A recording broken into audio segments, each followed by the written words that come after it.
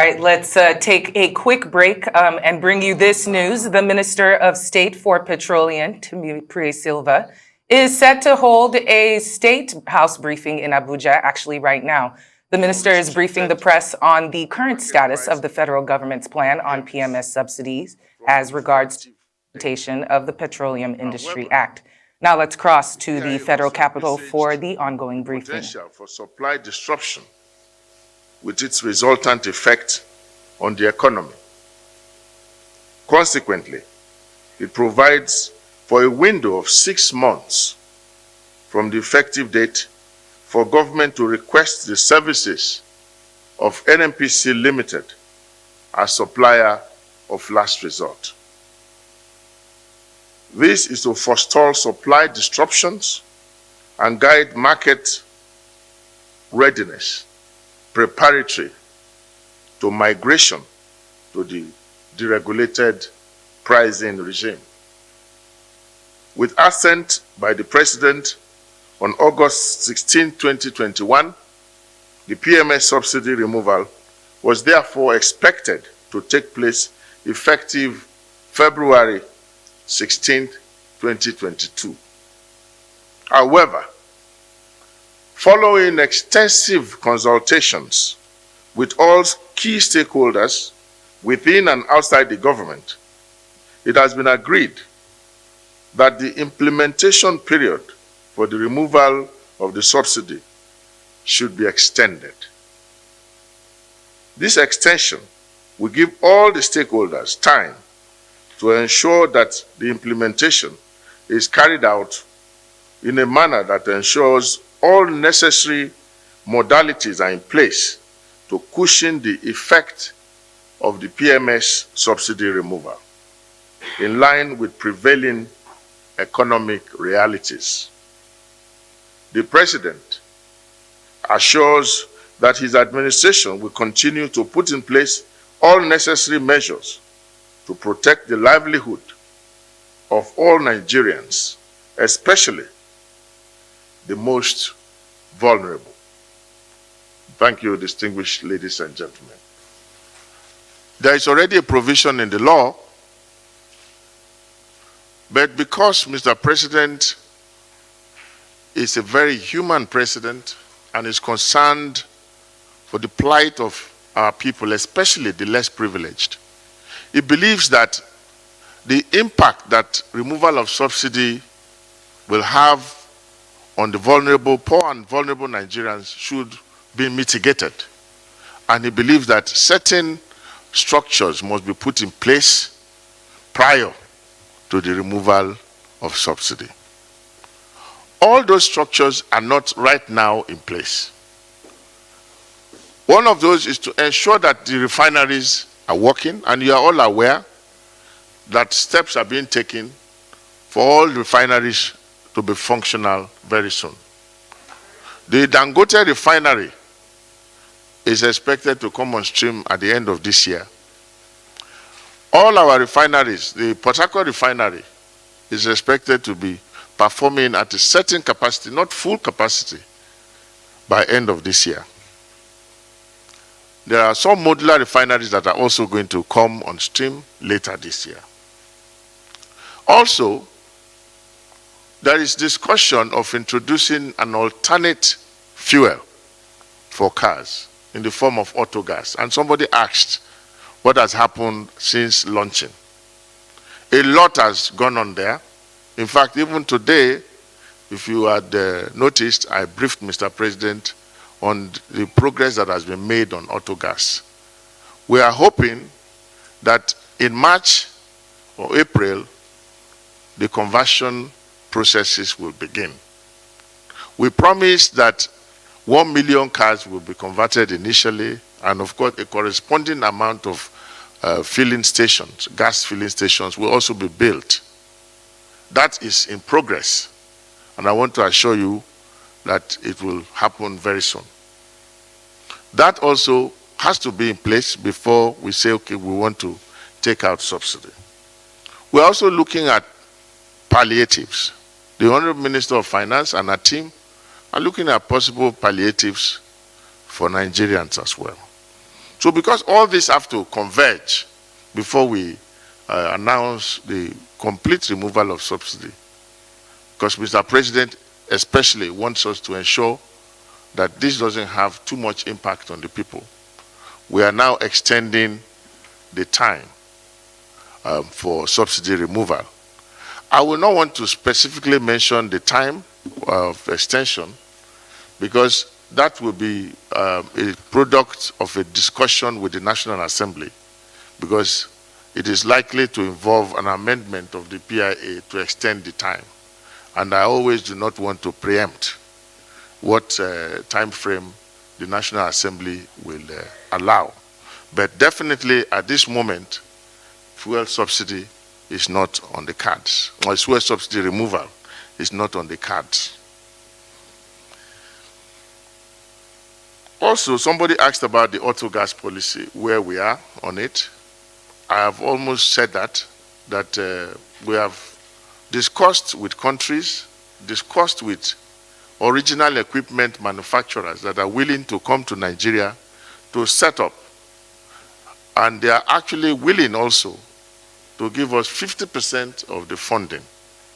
We have discussed also, myself and the Minister of Finance, have discussed also on how we can match them with 50% so that it will be 50-50 from us and from the original equipment manufacturers.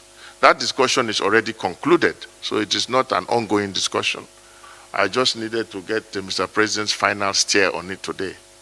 And of course, very soon it will be brought to Council, and as soon as we are through with Council, the process of our Nigerian marketers accessing the funding and the process of conversion and the building of the gas stations will begin. Because we need to put this thing all in place. Like I told you the other time at the previous press briefing on the matter, if you convert the cars without installing the capacity for the filling capacity, the filling stations to fill up these cars, then the cars, it will not be a functional system, because the cars need corresponding filling station. So if you convert the cars, you must provide also the corresponding filling station. If you build the filling stations and you don't convert cars, then the filling stations will also be hanging. So these have to go hand in hand. And that is really what is ongoing now. And I can assure you that all this will come together very soon before the subsequent removal of fuel subsidy. What plans?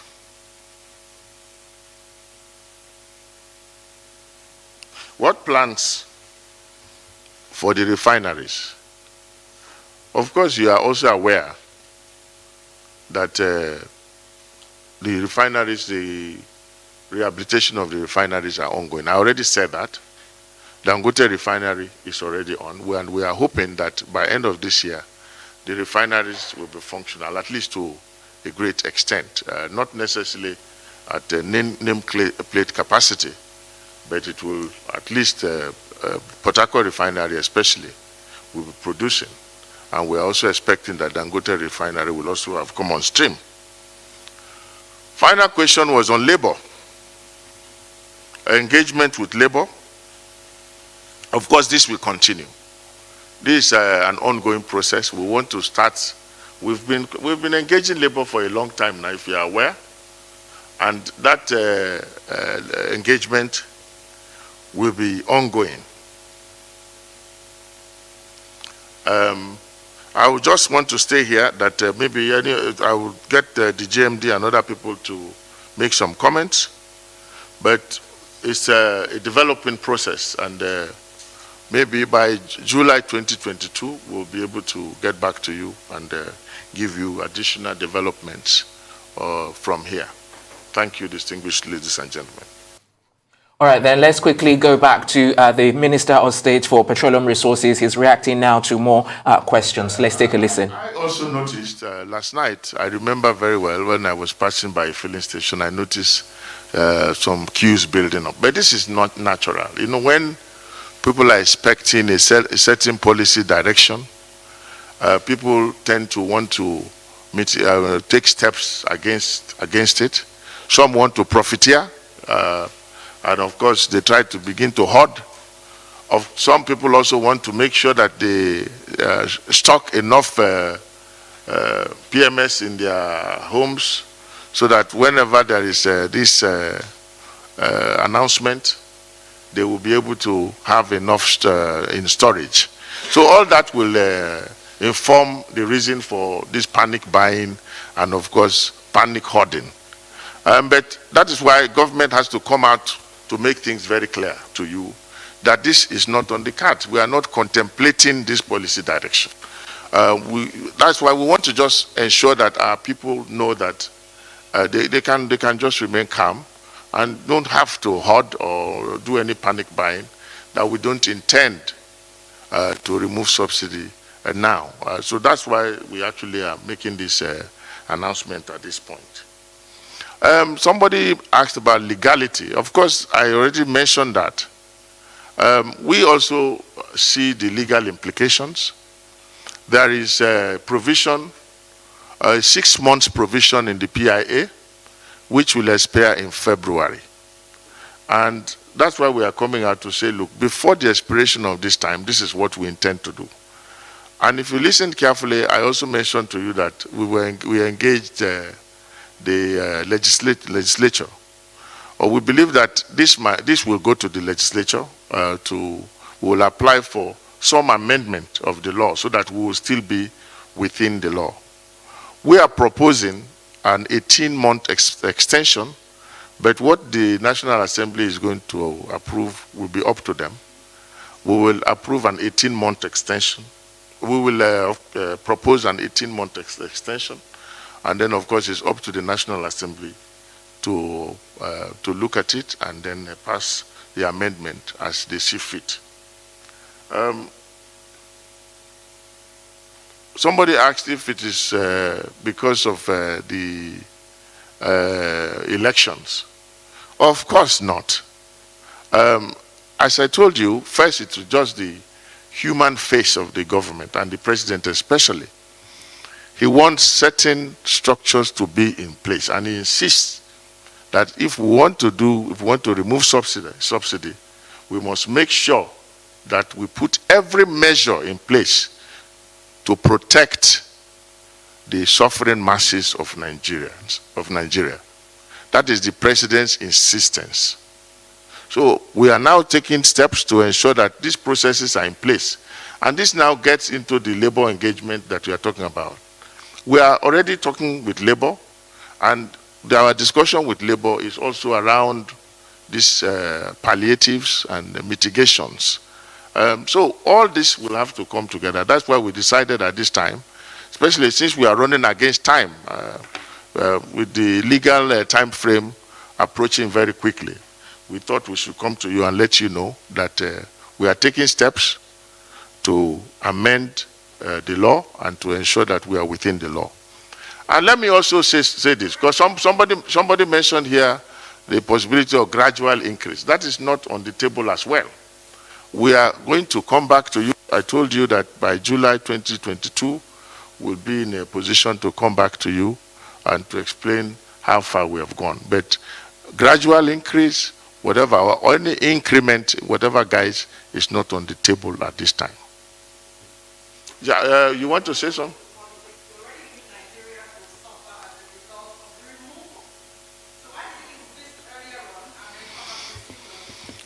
Well, we did not insist. It is a law that was passed, and it was passed.